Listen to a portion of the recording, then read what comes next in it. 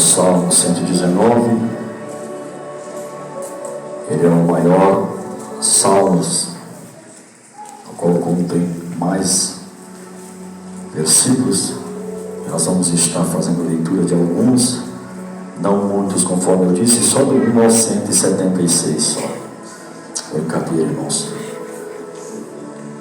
Todos encontraram? Salmo 119, no seu verso 81 a seguir.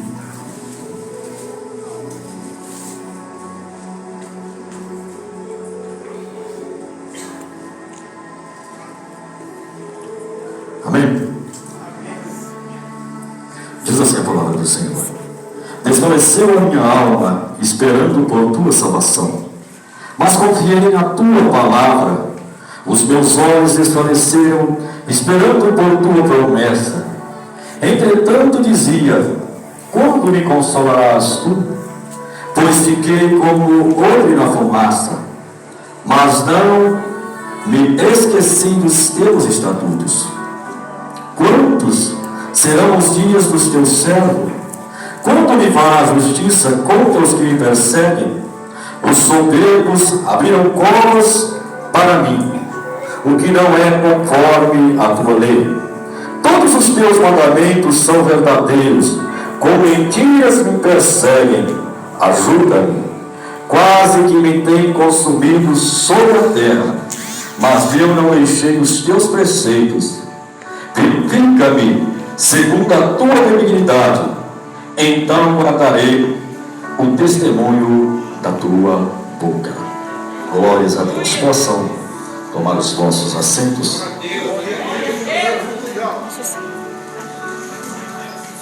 Meus amados, o livro de Salmos, nós sabemos que é o hinário ao qual os judeus eles faziam os uso para cânticos. A saber, nós entendemos que é um fato de realidade quando eles descrevem os seus salmos, é algo ao qual eles viveram, é algo ao qual foi fato acontecido, uma realidade ao qual eles descreviam o que tinham vivido.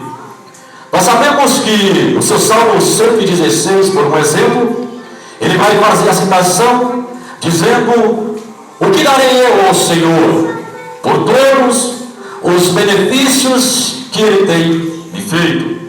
É um agradecimento do salmista ao Senhor. Nós sabemos que o Salmo 23, Davi, ele faz citação de um período ao qual ele viveu no mato, no pasto esquecido, cuidando das ovelhas. É outra realidade ao qual também foi vivida pelo salmista.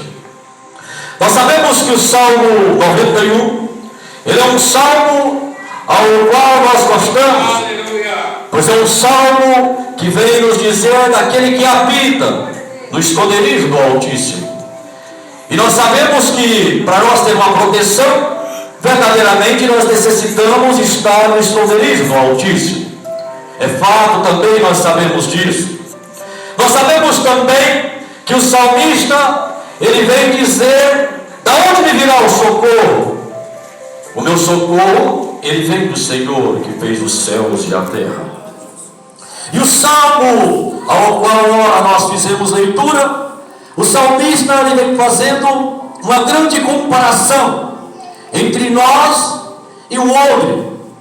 O que me chamou a atenção neste texto, meditando, buscando e procurando entender o por causa do que essa comparação, que o salmista Davi, ainda muito jovem, ele fez esta comparação dentre ele como outro.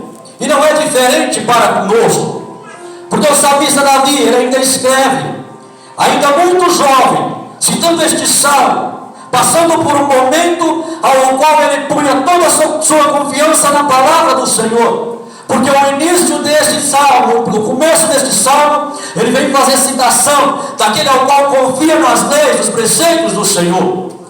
E o salmista, ele vem nos mostrando que ele ainda está jovem, porque ele vai dizer: como purificar o jovem dos teus caminhos? Confiando na palavra, lendo a palavra, vivendo a palavra do Senhor. Era isso que o salmista estava expressando neste texto. Só que eu entendo que quando o salmista salmista, ele para poder escrever este momento, ao qual ele pega uma comparação entre ele e o homem. Ele está passando por um momento ao qual ele está numa angústia, ele está passando por um momento ao qual ele está numa dor. Porque não é diferente, meus amados. Nós que somos cristãos, nós sabemos que nós não estamos imunes às provas, nós não estamos imunes aos momentos de dor, nós não estamos imunes aos momentos de dificuldades que vêm sobre nós. Mas nós temos a certeza, conforme eu já fiz citação, que o Salmo 91 diz que aquele que habita no esconderijo do Altíssimo, à sombra do Onipotente, ele vai descansar, ele está tranquilo, sabe que vem luta, mas ele está bem guardado, sabe que vem dificuldades, mas ele está bem guardado, sabe que vai vir os problemas, mas ele sabe aonde ele está habitando, ele sabe aonde ele sabe aonde ele está escondido. Eu não estou dizendo simplesmente que você está ali, mas você está sendo visto. Não, porque o salmista diz que nós estamos escondidos. Nós estamos escondidos é porque o Senhor está nos guardando. Se nós estamos escondidos é porque o Senhor está bloqueando aquilo que possa nos atingir e nos derrubar e colocar-nos no chão.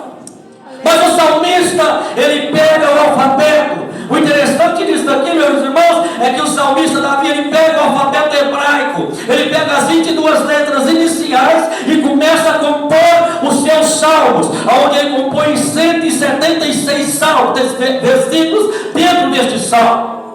Em cada seção das iniciais do alfabeto judaico, do hebreu, ele coloca 8 versos.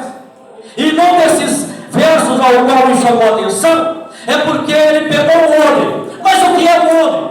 Para que serve o odre? O odre era um objeto ao qual era feito para poder transportar-se algum tipo de líquido.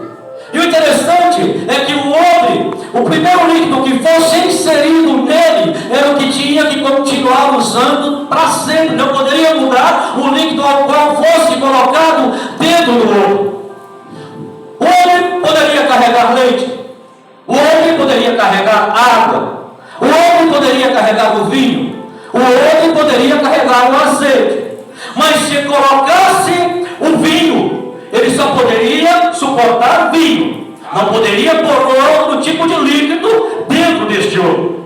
Se colocasse o azeite, ele tinha que suportar somente azeite, não poderia colocar outro tipo de líquido dentro deste odre. E o salmista, ele começa a fazer uma comparação. Só que para poder chegar à fabricação de um odre, ele tem detalhe, ele tem processo.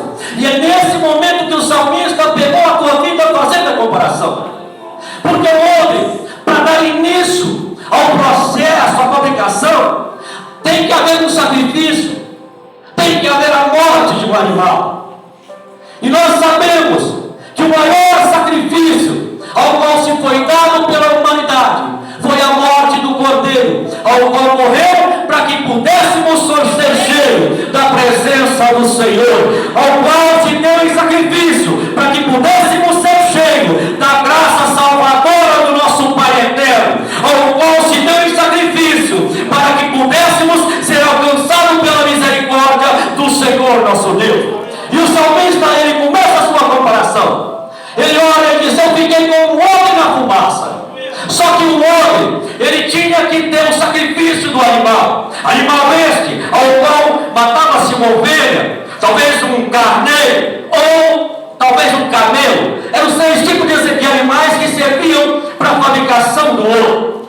Só que, depois que matavam o animal, retiravam-se a pele desse animal. E a pele desse animal, ele não poderia conter sequer um fagulho de carne, porque a carne estragava o ouro, porque a carne, ela vem destruindo tudo aquilo ao qual a obra do Espírito, ela vem para transformar. Porque aonde fica a carne, o Espírito não pode ficar. Porque aonde não tem carne, o Espírito não pode habitar. Porque aonde tem carne, ela vem contra o Espírito de Deus.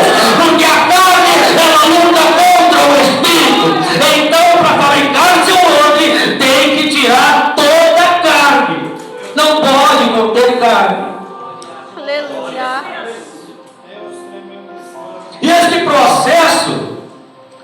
seguinte forma: o fabricante tomava-se uma faca afiada, faca ao qual tinha que ser um corte preciso, e ali ele começava o processo, retirando-se o restante das carnes que ficava entre aquela pena. Só que por mais que ele fizesse um trabalho bem feito, iria ficar alguma fagulha de carne, iria ficar um restinho ali para poder tentar destragar a obra ao qual seria feito daquele olho. E depois dele tirar com a faca todas aquelas carnes aos quais ficava, ele procurava um rio, amarrava o couro em 4 partes e jogava o couro dentro daquela água. Só que o couro, detalhe, ele tinha que ficar submerso, ele não poderia ficar para fora, ele tinha que ficar por inteiro coberto dentro das águas, ele tinha que ficar por inteiro escondido. Por quê? Porque conforme aquelas águas, e tinha que ser águas correntes, conforme aquelas águas vinham passando, a carne ia começar a se soltar. Conforme a água batia, a carne amolecia. Eu me lembro de Ezequiel, quando ele teve uma visão do trono, que viu água saindo do trono, e veio de outro varão com um cordel de medir, olhou para ele e disse: vamos medir. Ele foi lá e mediu 1000 côvados, 500 metros. Nesses 500 metros ele só foi até o tornozelo, não teve mudança, ali não houve modificação, continuou do mesmo jeito. Só que o varão olhou para ele e disse: vamos andar mais 1000 côvados, mais 500 metros. Deu-se nos seus joelhos, ele olhou e disse: ainda não faz mudança. Aí então ele olhou e disse: vamos a mares mais profundos. Quando ele entrou em mares mais profundos, ele viu que a água batia já sobre os seus ombros. E aí então ele olhou e disse: não precisa mais me chamar, porque agora é eu que quero mergulhar. Não precisa mais me chamar, porque agora já comecei a sentir. Não precisa mais me chamar, porque quem quer procura, porque quem quer aprofundar busca. Ei, sabe o que está faltando? É mergulhar nas águas do Espírito. Tem que mergulhar. Tem que mergulhar nas águas do Espírito. Esse é o processo da fabricação de um bom odre. Tem que mergulhar por inteiro. Porque se ficar só procurando lugares rasos, nunca vai ser um bom odre, nunca vai ser cheio. Se ficar procurando lugares ao qual quer estar com a metade lá dentro e a metade fora, nunca vai ser cheio. Tem que mergulhar para o completo, para que o fabricante encha do jeito que ele quer e usa da maneira ao qual ele quer.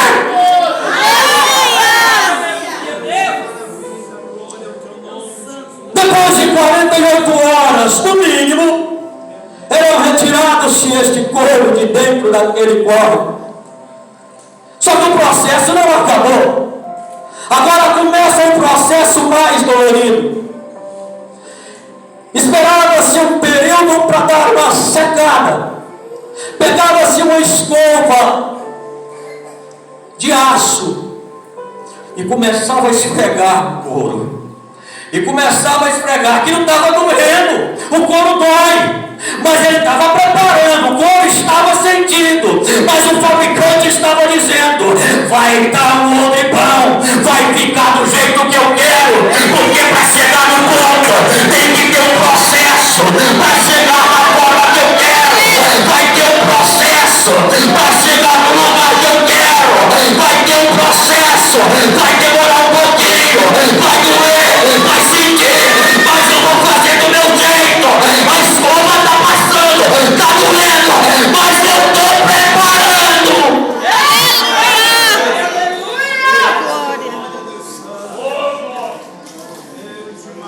Depois que passava se aquela escova que chamava tribulhão,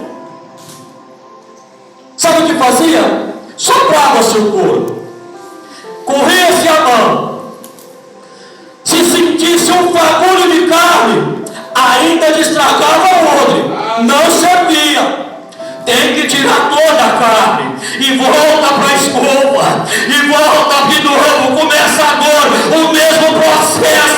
E talvez o coro está dizendo: eu não suporto, eu não estou aguentando. Mas o fabricante está dizendo: eu conheço o limite, eu sei o que estou fazendo, eu sei o processo, eu sei o que eu tenho planejado para a tua vida. Depois de passado aquela escova, ao qual eu disse que chama tribulhão, ao qual ela vem traduzindo significa tribulação, tem outro processo não menos dolorido. Pegava-se uma vara de estouraque, para essa ao qual exalava um odor excelente, ao qual exalava um cheiro ao qual todo mundo queria sentir. Só que essa vara era resistente. Só que o detalhe é que não era só uma vara. Pegava-se 10 varas desta estouraque, esticava-se o couro e começava a bater no couro. E aquele couro começava a receber as pancadas daquela estouraque. E ele batia, ele era resistente, ele não quebrava com facilidade. Aleluia. Se o couro se rasgasse, não servia. Descarga-se o couro e busca outro. Mas se o couro resistisse, aquela vara quebraria. E o cheiro exilava. De longe alguém percebia: está apanhando, mas está sendo preparado. De longe todo mundo olhava e dizendo: eu estou ouvindo as pancadas, mas está aguentando firme, porque o cheiro exala a essência de Cristo. Ainda está nele, ainda estou vendo, e ele vai suportar. Batia-se com a primeira vara. Quando quebrava, pegava-se a segunda vara, a terceira, a quarta, a quinta, e sucessivamente. Só que quando terminava o processo do espancamento, sabe o que aconteceu com o couro? Aquele couro que era desse tamanho, ele se multiplicou o seu tamanho. É porque o crente, ele está apanhando, mas está crescendo, está tomando pancada, mas está crescendo.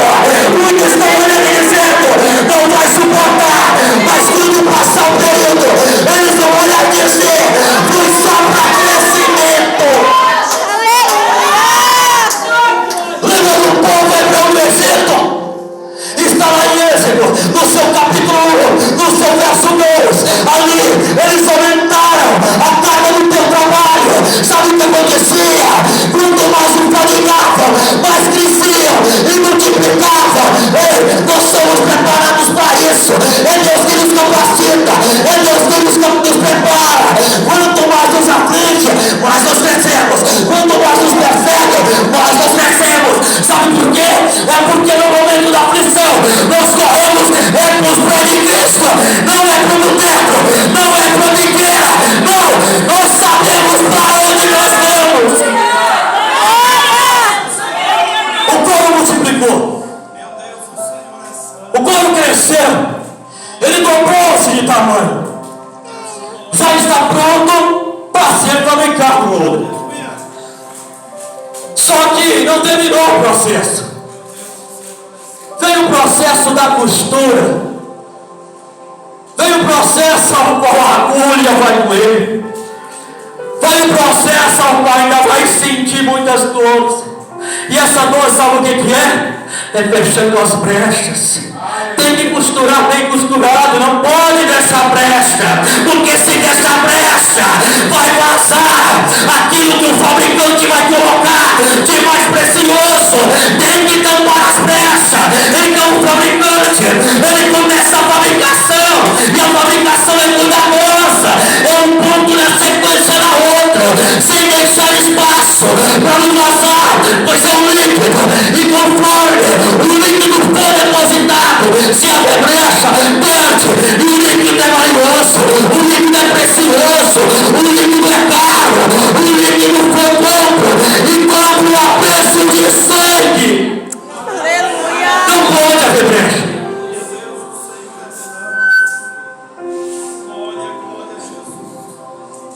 Depois do processo, estrutura do odre, o fabricante começa a depositar.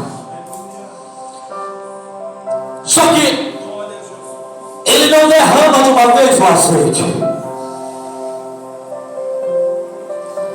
Sabe por que aquele período da espera da promessa?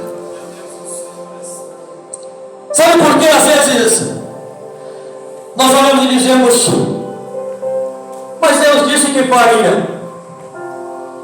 Deus não esqueceu. Mas lembra que você já teve mais ousadia? Lembra que você já foi mais ousado? Lembra que pregou com mais autoridade?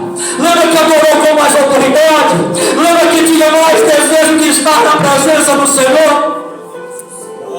É porque Deus colocou um pouco do azeite para ver se o homem estava bem feito, para ver se o homem estava pronto, para ver se o homem suportava, para ver se o homem não ia perder a essência, para ver se o homem continuaria da mesma forma que era.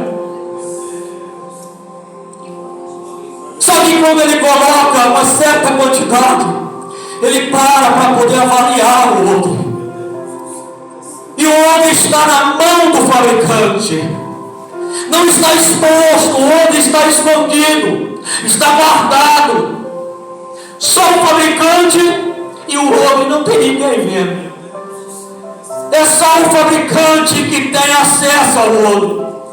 O homem está querendo sair, o homem está querendo ir, mas o fabricante está olhando e dizendo: eu ainda estou te preparando, eu ainda estou te capacitando para suportar, porque os lugares que eu vou te colocar vai ser lugares dolorosos, vai ser lugares ao qual você vai ser perseguido, vai ser lugar onde talvez você não suporta.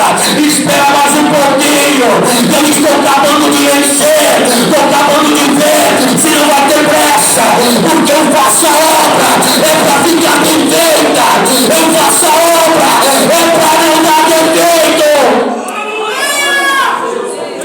Continua-se o processo, coloca-se mais um pouco do azeite, e o fabricante pega o odre. Observa mais um pouco. Não deu vazamento. Ainda suporta mais um pouco. Insere mais um pouco do líquido. E ele é o mesmo processo. Ele para, olha e observa. Ele olha e diz: não deu vazamento. Vou acabar de encher. Vou terminar a obra ao qual eu comecei. Vou terminar o projeto ao qual eu iniciei. Acaba de encher o odre. Isso aqui é interessantíssimo. Sabe por quê? Depois que o fabricante termina o processo, ele quer expor o odre para todos verem. Ele pega o odre e coloca num ponto alto. Ele coloca o odre num ponto ao qual todos que passam olham e chamam a atenção. Olham e dizem: olha que odre bem feito, olha que odre perfeito, olha que odre bonito, olha que odre caprichado, porque aquele ali, o fabricante fez detalhe, aquele ali, o fabricante empenhou, porque aquele ali, o fabricante levou tempo, mas fez da forma que ele quis. Se tivesse posto o odre com defeito, o olhar seria diferente. Se o fabricante colocasse um odre de qualquer jeito, o fabricante receberia a crítica. O fabricante iria ser questionado: como que pega o odre com defeito e coloca a exposição? Só que tem um período ao qual este odre vai ficar. E esse período também vai passar. E depois que esse período passa, é que vem a justificativa porque que Davi escreveu que ele estava como odre na fumaça. É porque o odre ficou exposto. Só que depois ele foi retirado. E depois que ele é retirado, ele é levado para um quarto escuro. É aquele quarto onde ninguém vê ele. É aquele quarto onde ele grita, clama, pede por socorro, mas ninguém responde. É aquele quarto onde ele estava querendo ser tocado pelo fabricante, mas o fabricante escondeu, guardou e disse: espera mais um pouquinho, que ainda tem mais fase de crescimento. Fica no cantinho esperando mais um pouco. E ele vai ficar naquele quarto. Só que detalhe,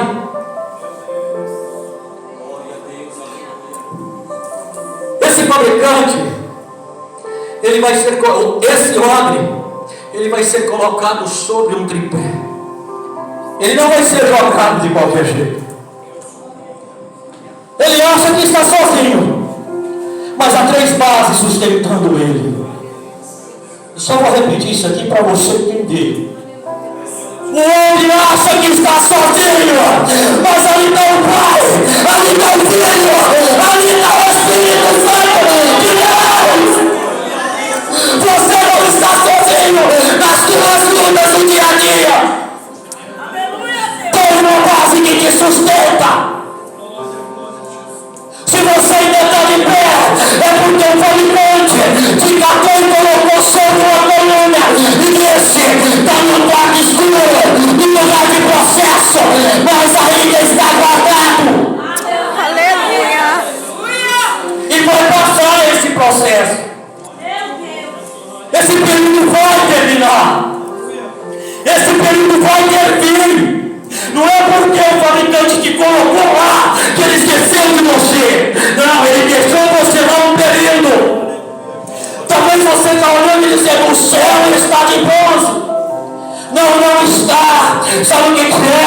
É porque o fabricante, ele só está ouvindo para depois enviar a resposta.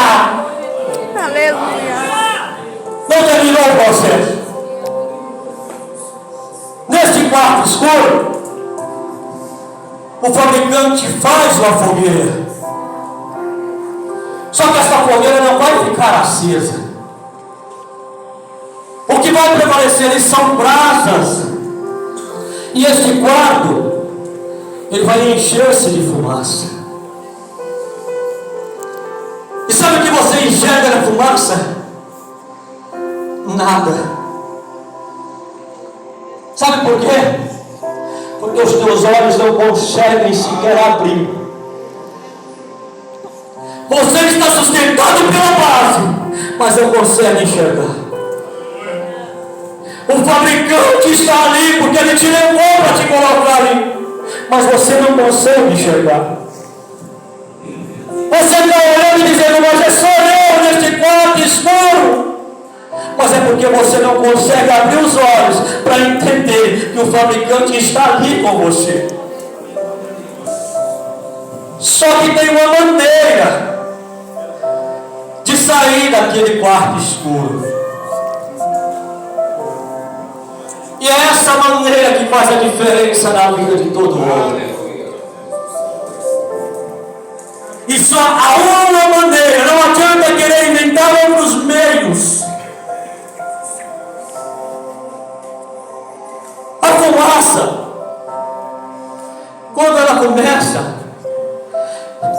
a parte pior é a parte de cima. Então, para você sair da fumaça, Aleluia. deixa eu repetir isso aqui para você entender. Para você sair daquilo que você não enxerga, é de joelho, é oração, é tudo. A presença do fabricante, corre para o joelho e você vai achar a saída.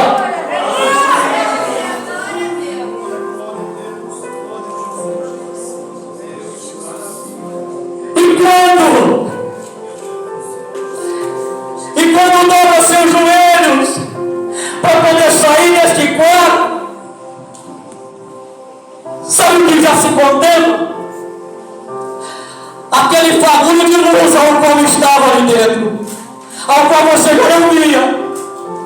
Aí você já olha e diz: Ainda a luz, Jesus disse: eu sou o caminho, eu sou a verdade, eu sou a vida, eu sou a luz deste mundo. A luz que você procura, você só encontra de joelho. Pronto. Botou o joelho no chão. As dificuldades ao qual impede você de enxergar a saída, você já não vai vê-la mais. Aleluia. As dificuldades ao qual impede você de buscar a presença do fabricante, você não vai enxergar mais. Sabe por quê? Porque você vai focar na saída. Você vai focar aonde você quer ir. E quando você focar no lugar que você quer ir, sabe o que vai acontecer? Você vai até a direção da porta. Aleluia. Depois desta porta aberta, que você abriu ela de joelho. Quando abre-se a porta, aquela fumaça está doida para ir embora. Sabe aquela porta que você abre de joelho? Sabe aquela porta que você abre no clamor? Aquele problema quando você abre a porta, aquele problema vai sair primeiro do que você. Sabe por quê? Porque quando você sair, você ouve ao qual foi contigo na dificuldade, foi contigo no momento de luta, foi contigo no momento de dificuldade, mas você está pronto para poder pisar a porta e dizer: eu estou preparado.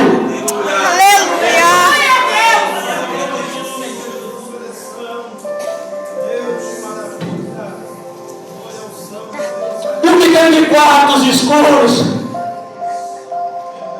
carregados de fumaças, que estão impedindo os olhos de enxergar a porta. Perdemos o costume das orações, perdemos o costume dos montes, perdemos o desejo. Mas eu quero te convidar nesta noite, igreja, a fazer como a visão de Ezequiel. Mergulhe em mais profundo. Eu quero te convidar nesta noite, igreja, a voltar a entender que você é um homem. Eu quero te convidar nesta noite, igreja, a você entender que tem um processo para você chegar aqui. Eu quero te convidar nesta noite, igreja, a você parar e meditar de tudo que você já passou, para onde você está. Não deixa perder a tua luta, porque não vai ter joelho para buscar a porta de saída. É tempo de entender que o fabricante está ao teu lado. É tempo de entender que ainda tem 3 pilares te sustentando. É tempo de entender que para você ter acesso a esses pilares, só depende de você. É tempo de entender que, como no dia de Pentecostes, quando Jesus disse: ficai em Jerusalém, até que no alto sejam revestidos de autoridade, de poder, mas fiquem em oração, fiquem em clamor, fiquem em adoração, porque se tivesse ficado em silêncio, não teriam recebido. É tempo de entender que quando Jesus disse, lá em Mateus 6, ele disse: entra no oculto do teu leito, clama ao teu Pai, que vê tudo íntimo, e Ele solucionará os teus problemas. É Ele que vê o oculto.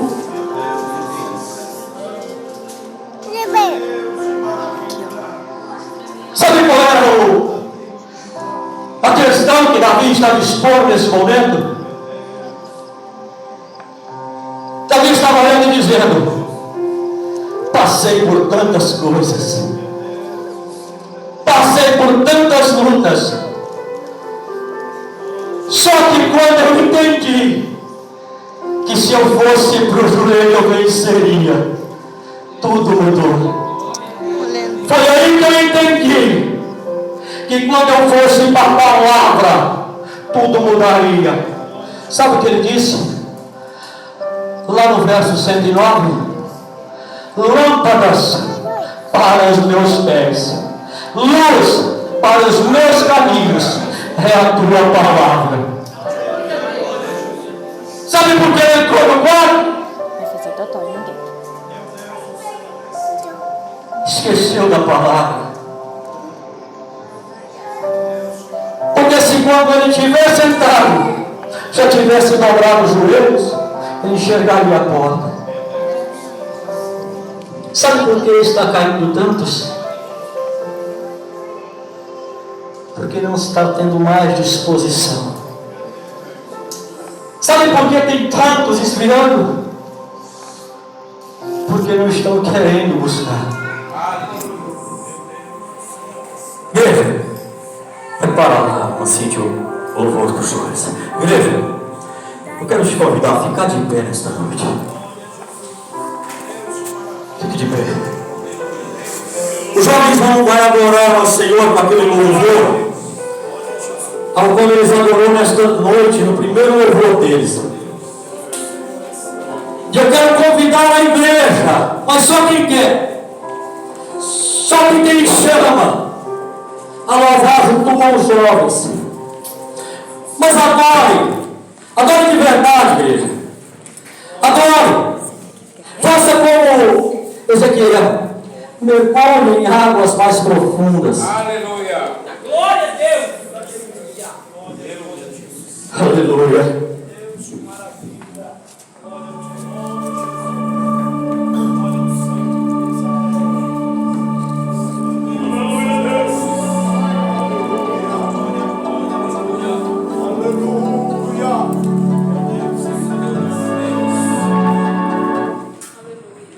Aleluia. Vem me visitar hoje aqui. Quero conhecer mais de ti. Espírito vem, Espírito vem, Espírito Santo. Espírito vem, Espírito vem, Espírito Santo.